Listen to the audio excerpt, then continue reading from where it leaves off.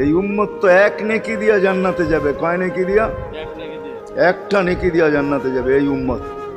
অন্য উম্মতের কথা জানি না আমি, এই উম্মত এক নেকি দিয়া জান্নাতে যাবে। নবীর একটা আদর্শের কারণে জান্নাতে যাবে। সিরত মানি আদর্শ, আর এটা আমরা কদমে কদমে মুহতাজ। কেননা এই ছোট জীবনটা যদি গ্রহণযোগ্যতা পর্যন্ত পৌঁছাইতে হয় আল্লাহর কাছে, চাই নারী হই, চাই যুবক হই, চাই বৃদ্ধ হই, যেই মানুষই হই না কেন, যেখানেরই হই না কেন, যেই বাসারই হই না কেন, যেই বর্ণেরই হই না কেন, যেই পেশারই হই না কেন, যেই সোসাইটিরই হই না কেন, এই জীবনটাকে যদি গ্রহণযোগ্যতা পর্যন্ত পৌঁছাইতে হয় কার কাছে? দুনিয়াওয়ালাদের কাছে না, মালিকের কাছে, যিনি এক ফোঁটা পানির থেকে অস্তিত্ব দিছেন, যার কাছে আবার আমাদেরকে ফিরা যেতে হবে।